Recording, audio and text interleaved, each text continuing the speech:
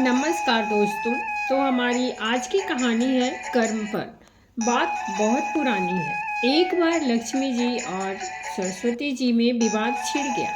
लक्ष्मी जी बोली, मेरे आशीर्वाद के आगे भला कर्मों की क्या हस्ती है।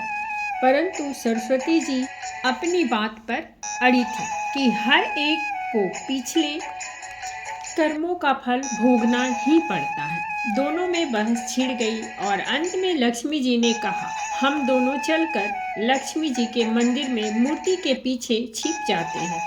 वहाँ जो कोई भी धन की इच्छा लेकर सबसे पहले आएगा, उसको मैं अपनी इच्छा अनुसार धन दूंगी। फिर देखूंगी कि कर्म किस प्रकार उसे दुखी होने से रोकेंगे। सरस्वती जी ने कहा, ठीक है, और आपको एक नहीं 3 मौके मिलेंगे। दोनों मंदिर में जाकर लक्ष्मी जी की मूर्ति के पीछे छिप गई। मंदिर के पास ही एक गांव था। इसमें बलराम नाम का एक लकड़हारा अत्यंत गरीबी में अपने दिन को काट रहा था। उसकी पत्नी का नाम सुनीति था। उसका एक पुत्र और एक पुत्री भी थी। वह प्रतिदिन लकड़ी काटता अथवा पड़ोसियों के काम करके अपना पेट पालता था। परंतु 3 रोज से लगातार वर्षा हो रही थी, जिसके कारण वह घर से काम करने को न जा सका तथा घर पर अन्न का एक दाना न ला सका। बालक भूख से व्याकुल थे और माता पिता विवश थे। दिन निकलते ही वर्षा रुकी और सुनीति ने कह सुनकर बलराम को काम की खोज में भेजा। बलराम ने वन में लकड़ी काटी और फूल जमा किए। फिर कुछ फूल लेकर वह लक्ष्मी जी के मंदिर की ओर चला। बलराम अत्यंत भाग्यवान था, क्योंकि वही पहला मनुष्य था जो कि उस मंदिर में सबसे पहले पहुंचा, जिसमें दोनों देवियां छिपी बैठी थी। बलराम ने मूर्ति की पूजा की, फूल चढ़ाए और धन के लिए हाथ जोड़कर प्रार्थना करने लगा। देवी लक्ष्मी ने उपयुक्त अवसर देखकर मोहरों की वर्षा कर दी। बलराम आंखें फाड़ फाड़ कर देख रहा था कि क्या यह सत्य है अथवा स्वप्न। बड़ी देर बाद उसे विश्वास हुआ कि देवी लक्ष्मी वास्तव में उस पर प्रसन्न हो गई हैं। मंदिर के कोने में मिट्टी की एक मटकी रखी थी। सब मोहरे उसमें भरकर आनंद से उछलता हुआ वह अपने घर पहुंचा। बाहर से ही उसने अपनी पत्नी को आवाजें देनी शुरू की कि देखो सुनीति, मैं क्या लाया हूँ। परंतु वह अपनी किसी पड़ोसी से आटा उधार मांगने गई हुई थी। वह उसे ढूंढने को बाहर चल दिया। थोड़ी देर में दोनों पति पत्नी वापस आए। बलराम तो खुशी खुशी सब बता रहा था, पर सुनीति उस पर विश्वास नहीं कर रही थी। घर में आकर दोनों ने देखा कि मटकी भर मोहरे तो क्या, एक मोहर नहीं है। बलराम कटे पेड़ की भांति गिर पड़ा और सुनीति उसे गालियां सुनाने लगी।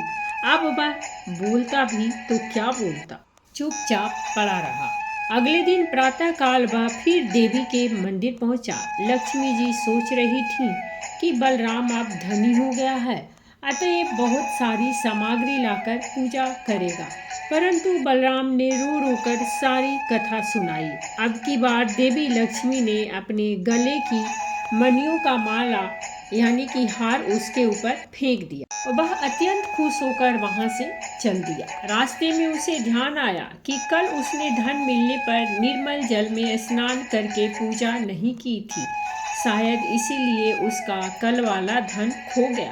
यह सोचते ही वह सरोवर पर जा पहुंचा और हार को कुर्ते की जेब से भली भांति बांधकर कपड़े जल के किनारे रख दिए और नहाने को घुस गया।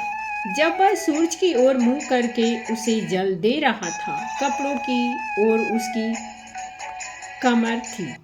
हार जरा सा जेब में से चमक रहा था। मछली उसे कोई खाद्य वस्तु समझ चट से निगल गई। इधर बलराम स्नान से निवृत्त होकर आया तो हार को गायब देखकर रोने लगा। सब जगह उसने हार ढूंढा, पर वहां हार कहाँ। घर पहुंचकर उसने रोते रोते अपनी पत्नी को सब हाल सुनाया, परंतु उसने विश्वास करने के बजाय और उसे 4 बातें सुना दी। अगले दिन बलराम फिर देवी के मंदिर देर से पहुंचा। लक्ष्मी जी सरस्वती जी से कह रही थी, देखो आज बलराम नहीं आएगा, अब वह अमीर हो गया है। यह मनुष्य बड़े धूर्त होते हैं, परंतु कुछ ही क्षण पश्चात बलराम रोता हुआ आ पहुंचा और आकर सब हाल सुनाने लगा। देवी लक्ष्मी देवी सरस्वती से कहने लगी, यह मनुष्य बड़ा मूर्ख मालूम होता है। सरस्वती जी बोली, मूर्ख नहीं है, इसके बुरे कर्मों का चक्र अभी समाप्त नहीं हुआ है। लक्ष्मी जी चिढ़कर बोली, फिर वही कर्म चक्र? अच्छा, अब की बार इसको बड़ा कीमती एक छोटा सा पत्थर दूंगी, देखें इसे कौन लेता है। ऐसा कहकर उन्होंने एक छोटा मूल्यवान पत्थर उसके आगे फेंक दिया। बलराम ने उसे तुरंत उठा लिया और आंखें फाड़ फाड़ कर देखने लगा। अब वह उसे मुट्ठी में दबाए घर की ओर भागा। उसे सुनीति के पास पहुंचने की जल्दी थी। आधे रास्ते आकर वह मुट्ठी खोलकर देखने लगा कि कहीं अमूल पत्थर हाथ में से गायब तो नहीं हो गया।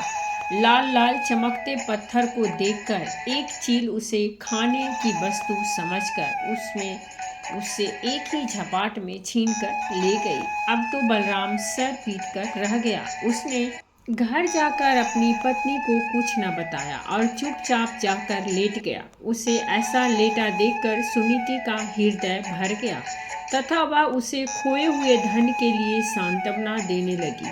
अगले दिन वह मंदिर न जाकर मजदूरी करने को चला गया, क्योंकि सुनीति की ऐसी ही इच्छा थी। उधर मंदिर में देवी लक्ष्मी कहने लगी, अब बलराम जरूर लखपति हो गया होगा, भला अब वह यहाँ क्यों आएगा। परंतु सरस्वती जी बोली, नहीं बहन, ऐसा नहीं है, वह अभी उतना ही गरीब है और आज शाम को उसके बुरे कर्मों का प्रभाव समाप्त हो जाएगा, तब वह अवश्य ही लखपति बनेगा। शाम को बलराम को 8 आने मिले। उससे वह आटा, नमक, तेल तथा मछली आदि खरीद कर घर चला। उसकी पत्नी तथा बच्चे यह सब देखकर अत्यंत प्रसन्न हुए। पत्नी ने घर में जाकर भोजन की तैयारी शुरू की और वह कुल्हाड़ी लेकर लकड़ी लेने चला गया। भाग्यवश वह उसी पेड़ की डाल को काटने लगा जिसमें उस चील का घोंसला तथा वह मूल्यवान पत्थर उसमें रखा था। उसको देखते ही खुशी के मारे लकड़ी और कुल्हाड़ी सब छोड़कर वह घर की ओर भागा। वह कहता जा रहा था, सुनीति, चोर मिल गया, चोर मिल गया। उधर सुनीति ने जब मछली काटी तो उसके पेट में से वह हार निकल पड़ा। वह उसे दिखाने को बाहर लेकर भागी। वह भी कहती जा रही थी, चोर मिल गया, चोर मिल गया। यह सुर सुनकर पड़ोस की बुढ़िया घबरा गई, क्योंकि उसी ने पहले दिन वह मोहरों से भरी मटकी चुराई थी। वह समझी शायद उसकी चोरी पकड़ी गई है और अब उसी के घर वह उसे पकड़ने आ रहे हैं। वह चुपके से उस मटकी को उसी कोने में रख आई। घर आकर दोनों चकित रह गए, क्योंकि उनकी तीनों चीजें मिल चुकी थी। अब वह लखपति क्या करोड़पति बन गए तथा सुखपूर्वक जीवन बिताने लगे। तो दोस्तों, ये थी हमारी आज की कहानी और ऐसे ही कहानी और कथाओं के लिए हमारे चैनल को सब्सक्राइब अवश्य करें और सुनने के लिए बहुत बहुत धन्यवाद। वीडियो को लाइक शेयर जरूर करें।